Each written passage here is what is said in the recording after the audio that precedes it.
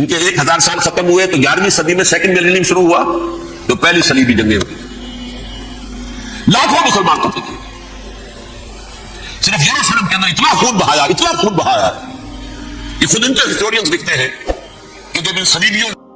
اگر یہ ویڈیو آپ کو اچھی لگی ہے تو آپ کائنڈلی ریالٹی سپیک کو سبسکرائب کریں، ویڈیو کو لائک کریں اور کمنٹ میں جزاک اللہ لکھیں تاکہ ہمیں اس طرح کے موٹیویشن ملتے رہیں اور ہم آپ کو اس طرح کی ویڈیو شیئر کرتے رہیں.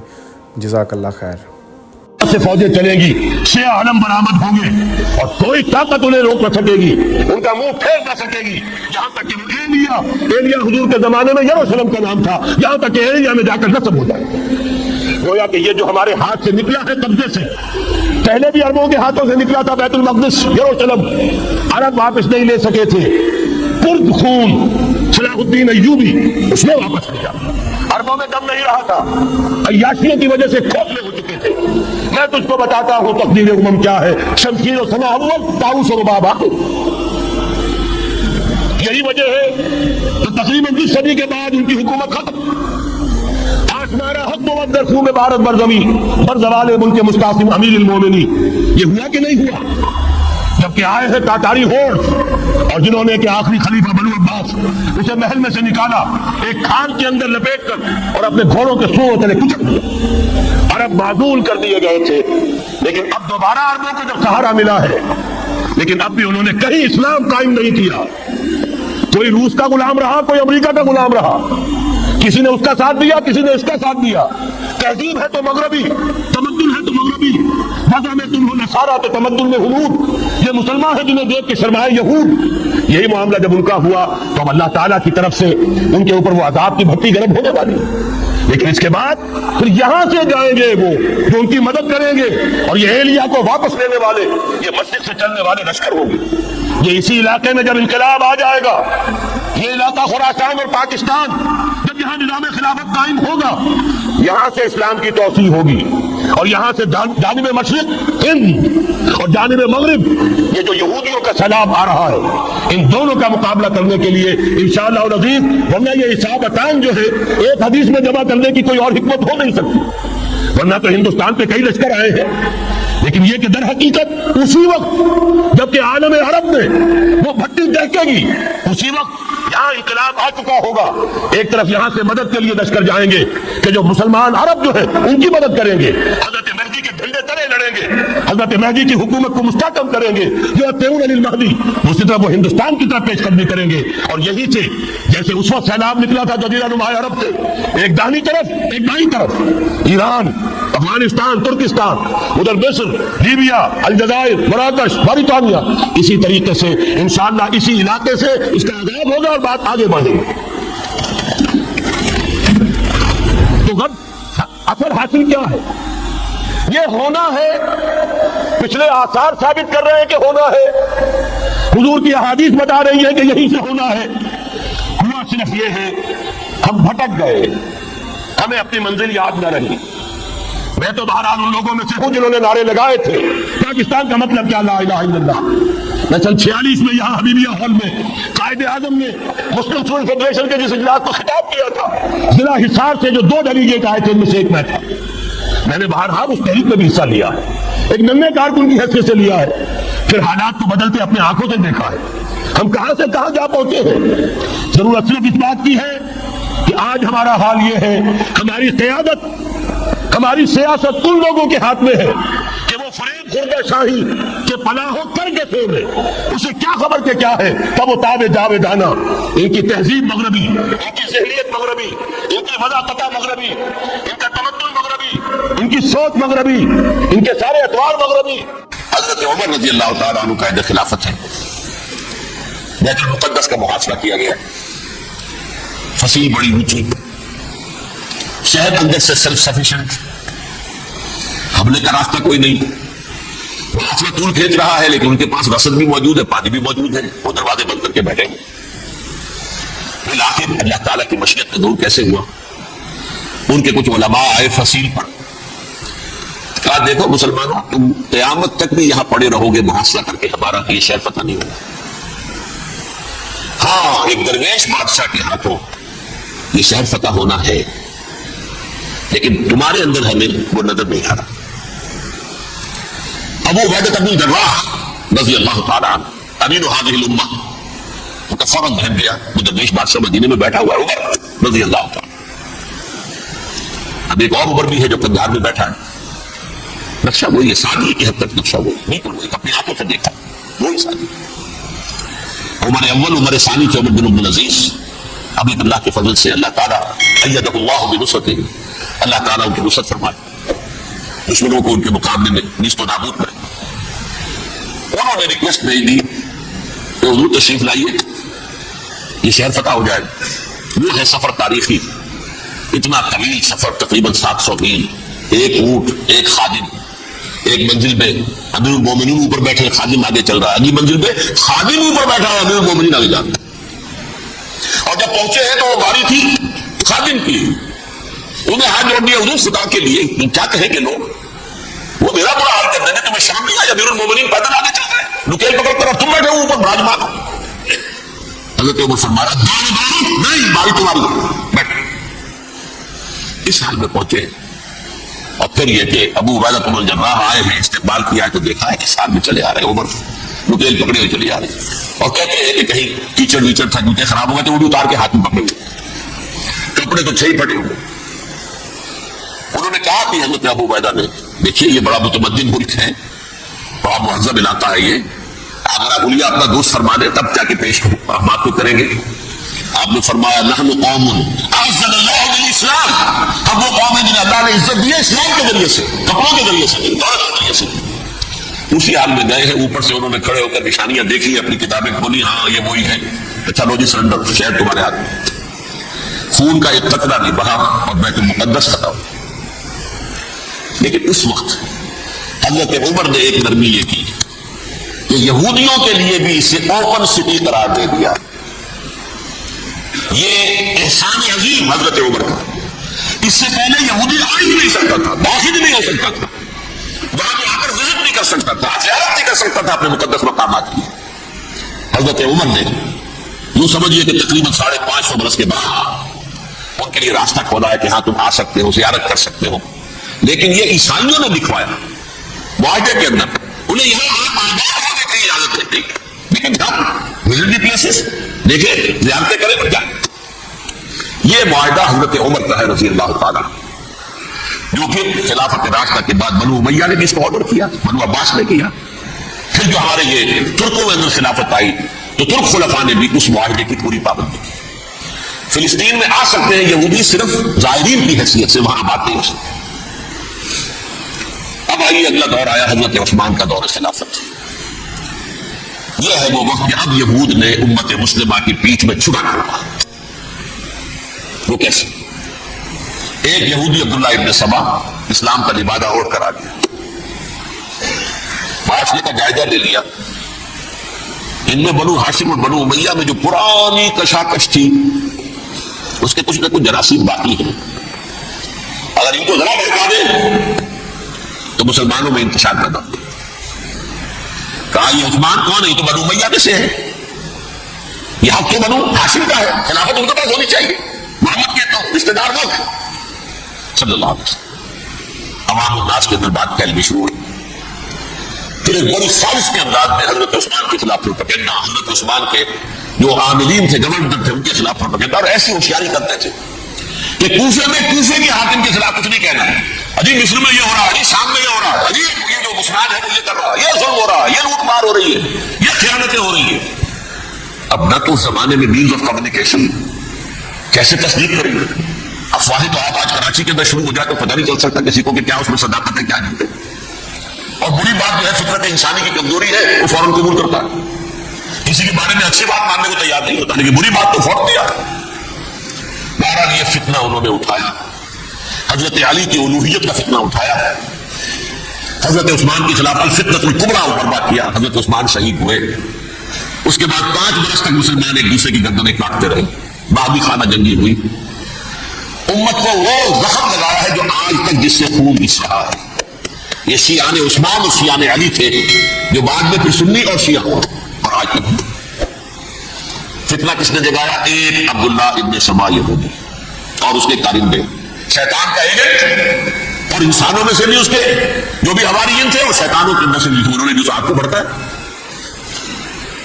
یہ آپ سوچ لیجئے کہ یہ کس نے وہ زخم لگایا؟ یہود. اگلا دور آیا، خلافت راشدہ ختم ہوئی، بنو امیہ کا بھی دور کافی گزر گیا. طارق ابن زیاد 712 عیسوی میں حملہ کرتے ہیں اسپین پر. اسپین اس وقت عیسائیت کا بہت بڑا بڑے کٹر ترین عیسائی جو ہے اسپین میں، لہٰذا یہودیوں کی وہاں بہت پٹائی ہوتی تھی، بہت پٹائی ہوئی. میں بتا چکا ہوں، دشمنی تھی چلی آ رہی تھی عیسائیوں کے ہاتھوں یہودیوں کی. وہ تو سن 300 عیسوی سے ایمپرر کانسٹنٹائن کے بعد شروع ہو گئی تھی. اس حوالے سے یہودیوں نے اس وقت چالیہ کی یہ برتی، کچھ راستے بتائے، کچھ مدد کی طارق ابن زیاد کی. طارق ابن زیاد نے انہیں اپنا محسن سمجھا، اسپانیہ فتح ہو گیا. تو یہودی چونکہ محسنین کی فہرست میں آ چکے تھے، انہیں بہت اقتدار نصیب، بڑی سپورٹ مسلمانوں نے دی. ان کے بڑے بڑے علماء جو اسی دور کے اندر پیدا ہوئے، بڑے بڑے تھینکرز ان کے اسی دور میں پیدا ہوئے.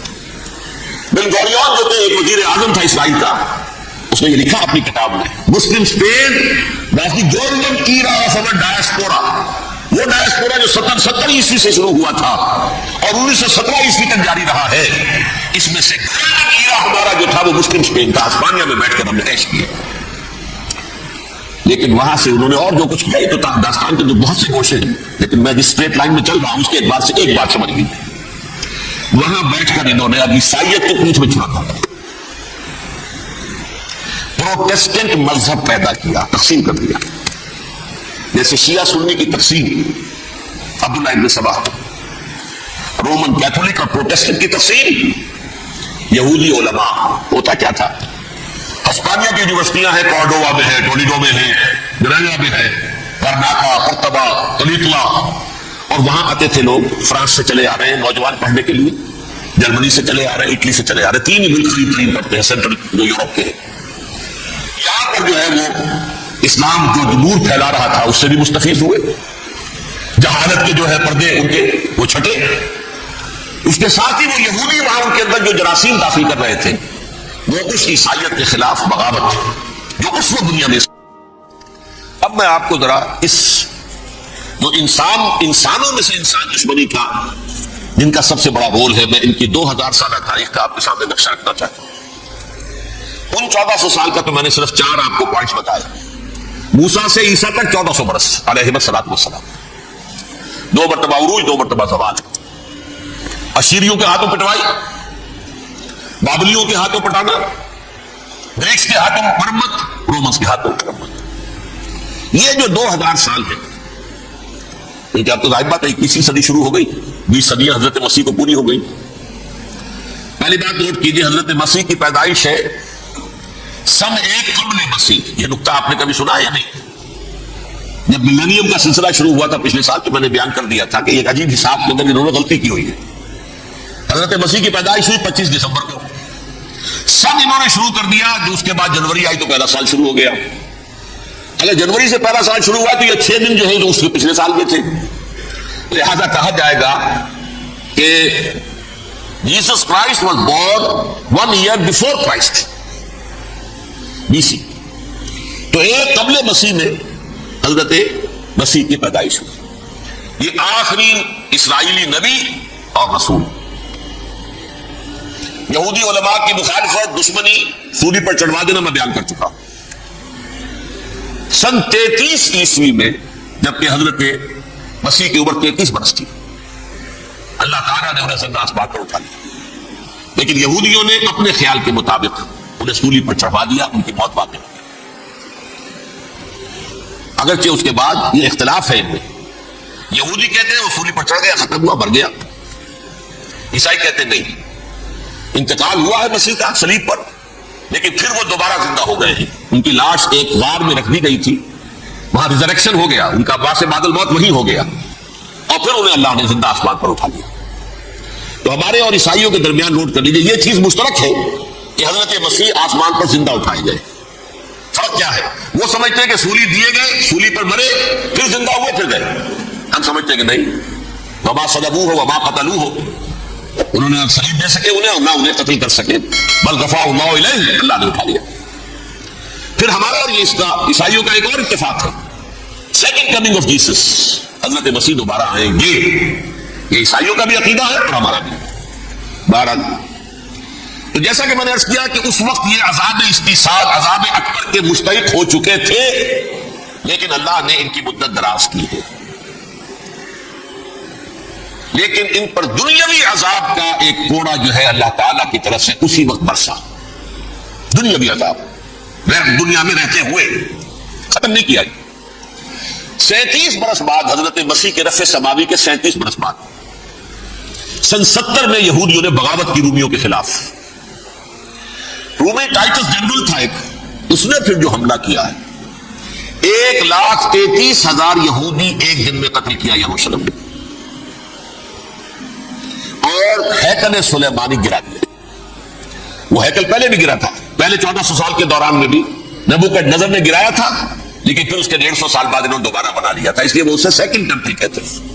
پہلا ٹیمپل جو حضرت سلیمان نے بنایا تھا نبوکدنضر نے گرا دیا 587 قبل مسیح میں، پھر دوبارہ انہوں نے 150 سال کے بعد بنا لیا۔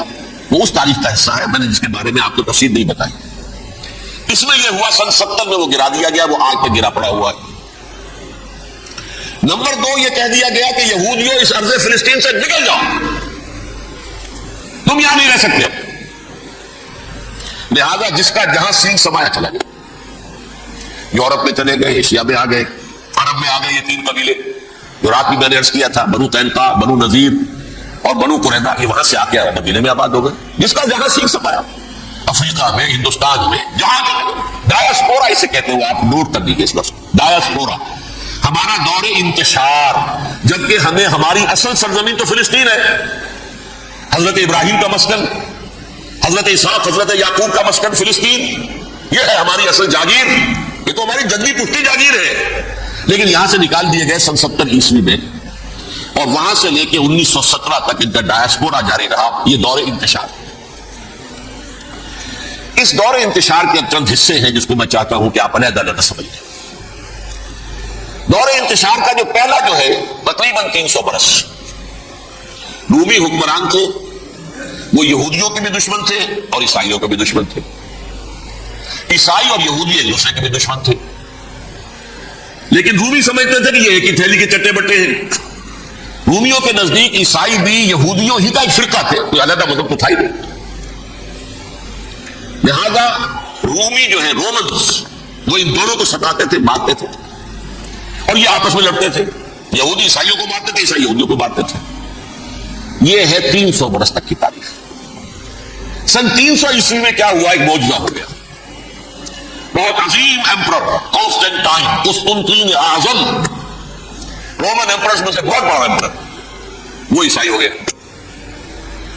اب تو معاملہ بالکل پٹ ہو گیا، پوری سلطنت عیسائی ہو گئی۔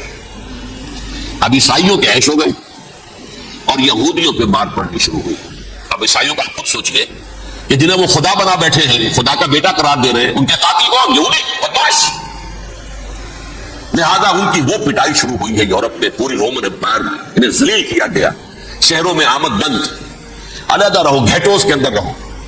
یہودی کا نام جو ہے وہ گالی بن گیا، جیسے آج بھی یہودی گالی کہتے ہیں، جیسے خنزیر کا لفظ، وہ بھی اللہ کی مخلوق ہے، لیکن آپ کو معلوم ہے کوئی شخص زبان کا نام نہیں لانا چاہتا خنزیر کا، سور کا، ہے تو مخلوق، وہ بھی ایک حیوان ہے۔ ایسے ہی ہے یہودی گالی، جھوٹ۔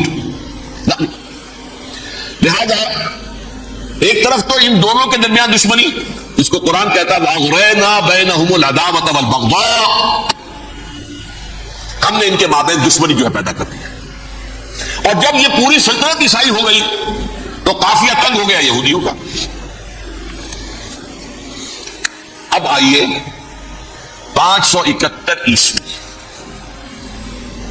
یعنی جبکہ ڈایاسپورا کو کتنا عرصہ ہو چکا تھا؟ 500 برس۔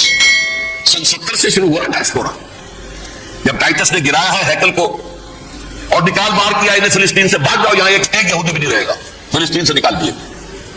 اس کے پورے 500 برس بعد سن 571 عیسوی میں حضور کی پیدائش ہوئی، ولادت با سعادت محمد رسول اللہ صلی اللہ علیہ وسلم۔ 610 میں آپ پر وحی کا آغاز ہوا، لیکن حضور کے ساتھ ان کا معاملہ کیا رہا؟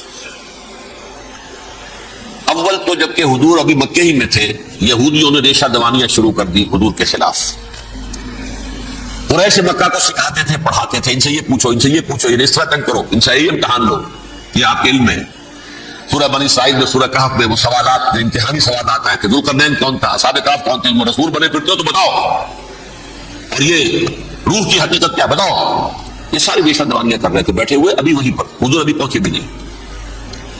ہجرت فرما کر حضور تشریف لے آئے تو حضور نے، اسے ماسٹر اسٹروک کہا جائے گا، یعنی اسٹیٹسمین شپ کا ماسٹر اسٹروک، آپ نے مدینے میں آتے یہودیوں کے ساتھ پیکٹ کر دیا، جوائنٹ ڈیفنس پیکٹ آف مدینہ، کہ اگر مکے والے ہم پر حملہ کریں گے تو ہم مل جل کر ایک قوم کی حیثیت سے مقابلہ کریں گے۔ یہ میثاق مدینہ کہلاتا ہے، جس کے بہت غلط معنی پہنائے جا رہے ہیں آج کل۔ بہرحال میں موضوع میرا چونکہ یہ نہیں، میں ادھر نہیں جاؤں گا، لیکن ہوا کیا، ہر مرتبہ یہ خیانت کے مرتکب ہوئے، ان میں جو عہد کیے تھے ان سے پھرے، اندر ہی اندر سازش ریشہ دوانی، حضور کی بدترین دشمنی۔ سورہ نساء کی آیت نمبر 12 میں 14 میں 13 میں فرمایا ہے، لا تزال تطلع علی خائنۃ منہم، اے نبی ہمیشہ آپ کے علم میں ان کی طرف سے خیانتیں، بدیانتیاں آتی رہے گی، اور بار بار وہ مسلسل جنگ کی آگ بھڑکاتے تھے، قریش کو دعوت دیتے، آؤ ہم اندر سے بغاوت کر دیں گے، تم آؤ تو صحیح، ختم کریں محمد کو، اہل ایمان کو، صلی اللہ علیہ وسلم رضی اللہ تعالیٰ عنہ اجمعین۔ لیکن پھر جب وہ آتے تھے یہ دبک جاتے تھے، ان میں ہمت نہیں تھی، میدان کے پرد نہیں رہے تھے۔ یہ سورہ حشر میں ان کا نقشہ کھینچا گیا ہے، کھلے میدان میں مقابلے کی اس کے اندر صلاحیت ہی نہیں ہے، یہ تو فصیلوں کے پیچھے سے، جیسے عورتیں کہیں دیہات میں لڑائی ہوتی ہے تو مرد جو ہے گلیوں میں لڑتے ہیں، عورتیں اوپر سے پتھر پھینکتی ہیں، بس وہ کام یہ کر سکتے تھے، من ورائے جدر، فصیلوں کے پیچھے سے، جنگ میں میدان میں نہیں آ سکتے۔ بہرحال قرآن مجید میں ہے یہ سورہ مائدہ کی آیت نمبر 64، کلما اوقدوا نارا للحرب اطفاها اللہ، اکثر و بیشتر مواقع پر تو یہ جب آگ بھڑکاتے تھے جنگ کی، اللہ اسے بجھا دیتا تھا۔ لیکن بہرحال اس کے باوجود جنگیں ہوئی، غزوہ بدر، غزوہ احد ہوئی کہ نہیں، یہ ساری اصل شرارت نہیں، اور اس کے نتیجے میں حضور نے پھر ایک ایک کر کے 3 قبیلوں کو سزا دی۔ غزوہ بدر کے فوراً بعد بنو قینقاع نکالے گئے مدینے سے، غزوہ احد کے فوراً بعد بنو نذیر نکالے گئے، اور غزوہ احزاب کے بعد بنو قریظہ نکال دیے گئے۔ یہ تو میں نے آپ کے سامنے رکھ دیا صرف حضور کے زمانے میں ان کا کیا رویہ رہا، دشمن۔ رات بھی ہم نے وہ آیت پڑھی تھی، لَتَجِدَنَّ أَشَدَّ النَّاسِ عَدَاوَةً لِلَّذِينَ آمَنُوا الْيَهُودُ وَالَّذِينَ أَشْرَكُوا، اہل ایمان کی دشمنی میں شدید ترین تم پاؤ گے یہودیوں کو اور مشرکین، مشرکین بھی بعد میں ہے، پہلے یہود۔ حضور کے بعد کیا ہوا اب یہ نوٹ کیجئے، یہ ان کی تاریخ کا دوسرا دور ہے۔ حضرت عمر رضی اللہ تعالیٰ عنہ کا عہد خلافت ہے، بیت المقدس کا محاصرہ کیا گیا، فصیل بڑی اونچی، شہر اندر سے سیلف سفیشنٹ، حملے کا راستہ کوئی نہیں، محاصرہ طول کھینچ رہا ہے، لیکن ان کے پاس رسد بھی موجود ہے، پانی بھی موجود ہے، وہ دروازے بند کر کے بیٹھے ہوئے۔ بالآخر اللہ تعالیٰ کی مشیت کا دور کیسے ہوا، ان کے کچھ علماء آئے فصیل پر، کہا دیکھو مسلمانوں تم قیامت تک بھی یہاں پڑے رہو گے محاصرہ کر کے، ہمارا یہ شہر فتح نہیں، ہاں ایک درویش بادشاہ کے ہاتھوں یہ شہر فتح ہونا ہے، لیکن تمہارے اندر ہمیں وہ نظر نہیں آ رہا۔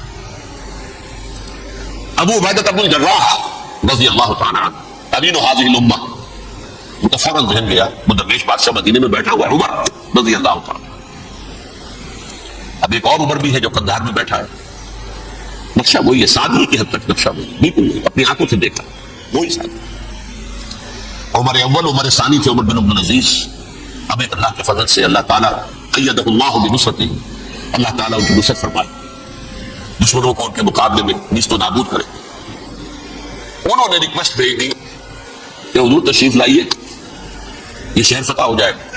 وہ ہے سفر تاریخی، اتنا طویل سفر، تقریباً 700 میل، ایک اونٹ، ایک خادم، ایک منزل پہ امیر المومنین اوپر بیٹھے، خادم آگے چل رہا ہے، اگلی منزل پہ خادم اوپر بیٹھا ہے، امیر المومنین آگے جا رہے ہیں۔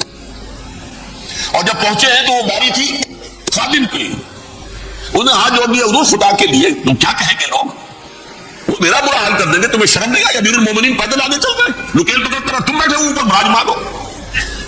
حضرت عمر فرمایا دور نہیں، باری تمہاری، بیٹھ۔ اس حال میں پہنچے اور اور پھر یہ کہ ابو عبیدہ بن الجراح آئے ہیں, استقبال کیا ہے تو دیکھا ہے کہ ساتھ میں چلے آ رہے ہیں, عمر رکین پکڑے ہوئے چلے آ رہے ہیں, اور کہتے ہیں کہ کہیں کیچڑ ویچڑ تھا, جوتے خراب ہو گئے تھے وہ بھی اتار کے ہاتھ میں پکڑے ہوئے, کپڑے تو تھے ہی پھٹے ہوئے. انہوں نے کہا کہ حضرت ابو عبیدہ نے, دیکھیے یہ بڑا متمدن ملک ہے, بڑا مہذب علاقہ ہے یہ, آپ ذرا بولیے اپنا دوست فرما دیں تب جا کے پیش کروں, آپ بات کو کریں گے.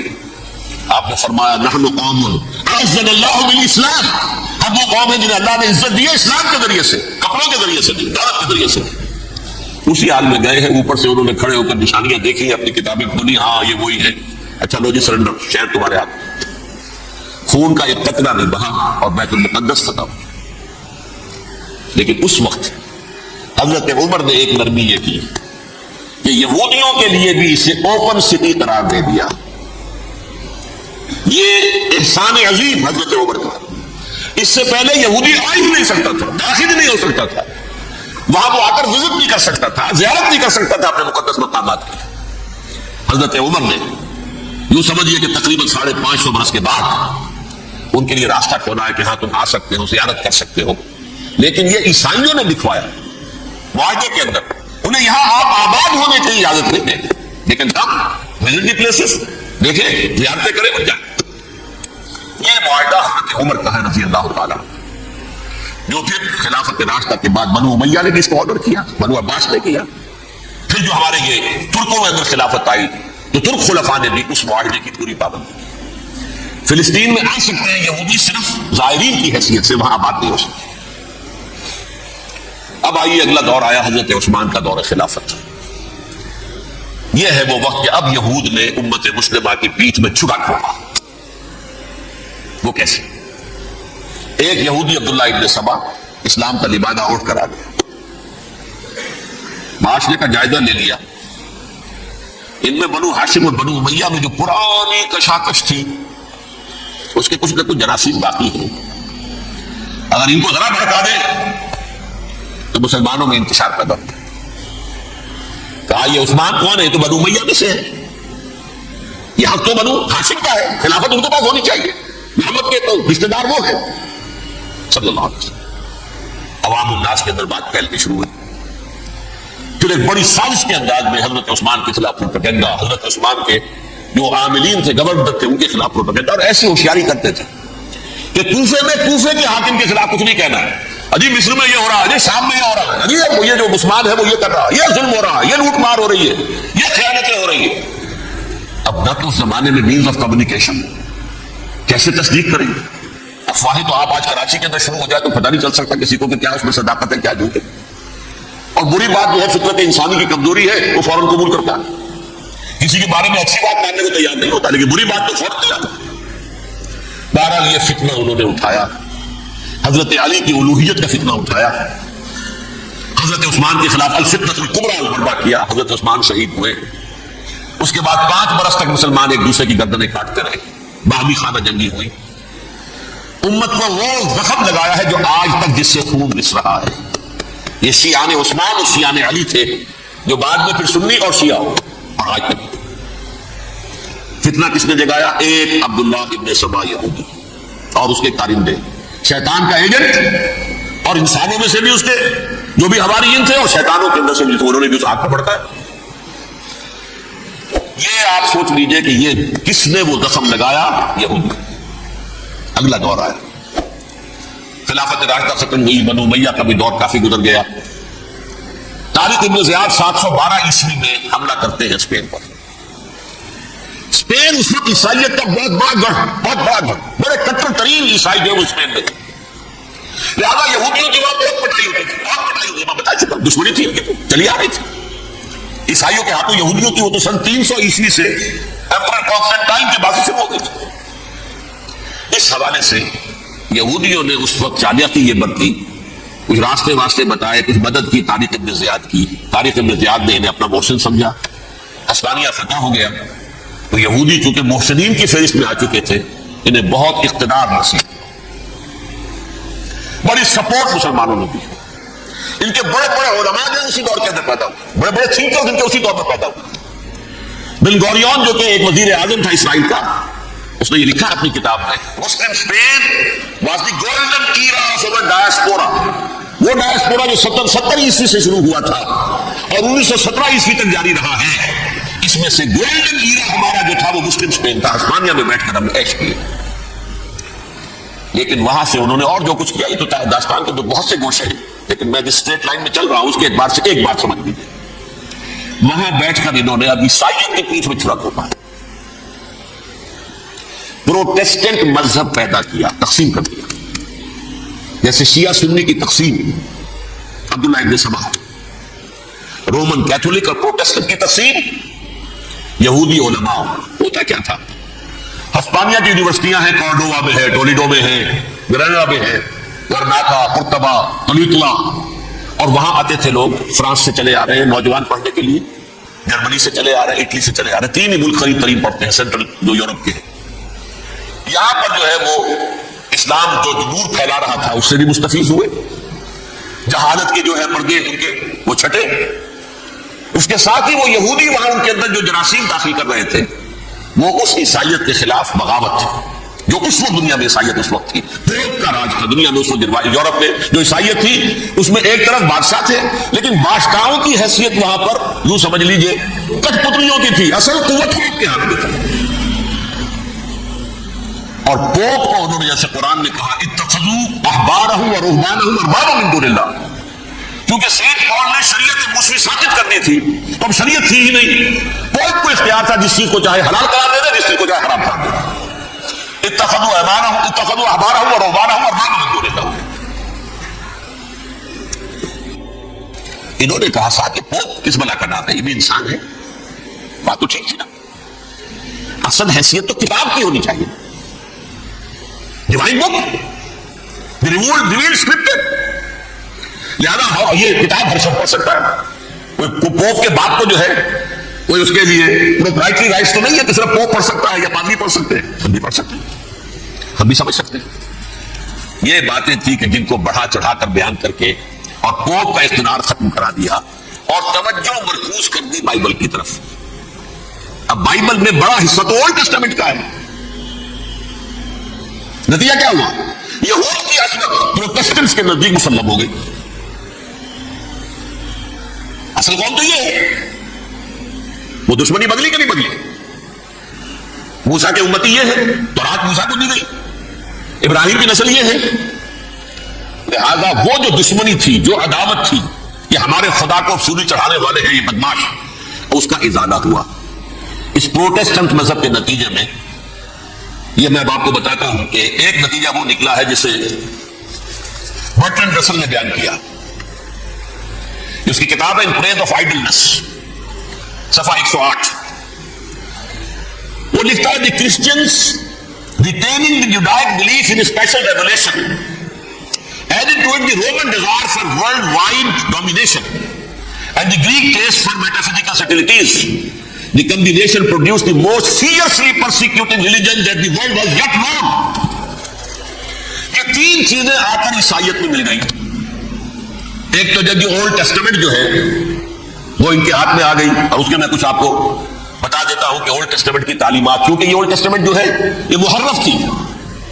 اصل تورات تو گم ہو گئی تھی 587 قبل مسیح میں، جب پہلی مرتبہ ہیکل جو ہے تباہ ہوا ہے اس وقت ختم ہو گئی تھی. اس کے کوئی 150 سال کے بعد انہوں نے یادداشتوں سے مرتب کر کے لکھی ہے. اب اس میں ان کے اپنے خیالات، اپنے عوامی، اپنی توجیحات وہ شامل ہو گئی. لہذا میں آپ کو حوالے دیتا ہوں اس کتاب کے اندر مظالم کی جو تعلیم دی گئی ہے.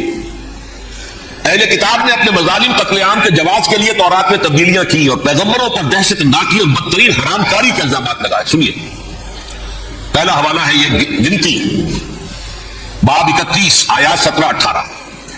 اس لیے ان بچوں میں جتنے لڑکے ہیں سب کو مار ڈالو، اور جتنی عورتیں مرد کا منہ دیکھ چکی ہیں ان کو بھی قتل کر ڈالو، لیکن ان لڑکیوں کو جو مرد سے واقف نہیں اور اچھوتی ہیں اپنے لیے زندہ رکھو. یہ کسی اللہ کی کتاب کا یہ جملہ ہو سکتا ہے؟ کسی ریویل بک کا؟ اور سنیے، یہ ہے استثناء ڈیوٹرانومی باب 20 آیت 16-18. پر ان قوموں کے شہروں میں جن کو خداوند تیرا خدا میراث کے طور پر تجھ کو دیتا ہے، کسی ذی نفس کو جیتا نہ بچا رکھنا، جیسا خداوند تیرے خدا نے تجھ کو حکم دیا بالکل نیست کر دینا. مرد عورتیں بچے بوڑھے سب ختم. یہ کتاب مقدس ہے. اور سنیے سیموئیل باب 27 آیت نمبر 9. اور داؤد نے اس سرزمین کو تباہ کر ڈالا اور عورت مرد کسی کو جیتا نہ چھوڑا. نمبر 4 ان سب آباد شہروں کو ماں عورتوں اور بچوں کے بالکل نابود کر ڈالا. کتاب استثناء باب 3 آیت 6. یہ ہے جو کہہ رہا ہے برٹرینڈ رسل. کرسچینٹی میں آ کر بھی 3 چیزیں شامل ہو گئی. ایک تو یہ باربیریم یہ تعلیم جو ہے اور یہ مذہب کے نام کی تعلیم, یہ کتاب مقدس کی تعلیم. نمبر 2 رومنز کے اندر جو ایک تمنا تھی ورلڈ ڈومینیشن کی وہ عیسائیت کے اندر آ گئی. جیسے کہ پوری رومن امپائر جو ہے عیسائی ہو گئی, اسے وراثت کے اندر ورلڈ ڈومینیشن کی جو ایک تمنا تھی وہ مل گئی. اور پھر یہ کہ انہوں نے جو توہمات تھے یونانیوں کے ان کو بھی اپنے ہاں مختلف شکلوں کے اندر جمع کر لیا. ان 3 چیزوں کا the combination produced the most fiercely persecuting religion that the world has yet known. اس کے نتیجے میں دنیا میں تاریخ انسانیت کے اندر جو بدترین خونخوار ترین مذہب ہو سکتا ہے وہ شکل عیسائیت نے اختیار کی. اور اس کا مظہر عتم کیا تھا نوٹ کیجیے. صلیبی جنگیں. ایک بات ٹائم ٹیبل کے اعتبار سے نوٹ کر لیجیے گا. فرسٹ ملینیم ختم ہوا, سیکنڈ شروع ہوا. ان کے 1000 سال ختم ہوئے تو 11ویں صدی میں سیکنڈ ملینیم شروع ہوا تو پہلی صلیبی جنگیں ہوئی. لاکھوں مسلمان قتل ہوئے. صرف یروشلم کے اندر اتنا خون بہایا کہ خود ان کے ہسٹورینز لکھتے ہیں کہ جب ان صلیبیوں نے جب گھوڑوں کے ساتھ وہ چل رہے تھے گلیوں میں تو ان کے گھوڑوں کے گھٹنوں تک خون کی ندی بہتی, جہاں سے گزرے ختم کرتے چلے گئے. آبادیاں ختم. اگرچہ اس کروسیڈ میں گیہوں کے ساتھ گھن بھی پسا, یہودی بھی بہت مارے گئے. یہ فرانس سے جرمنی سے جب یہ کروسیڈرز آ رہے تھے 3000 میل کا سفر طے کر کے آئے تھے. سوچئے تو صحیح. اربن ثانی پوپ جو تھا آگ لگا دی تھی اس نے پورے یورپ کے اندر.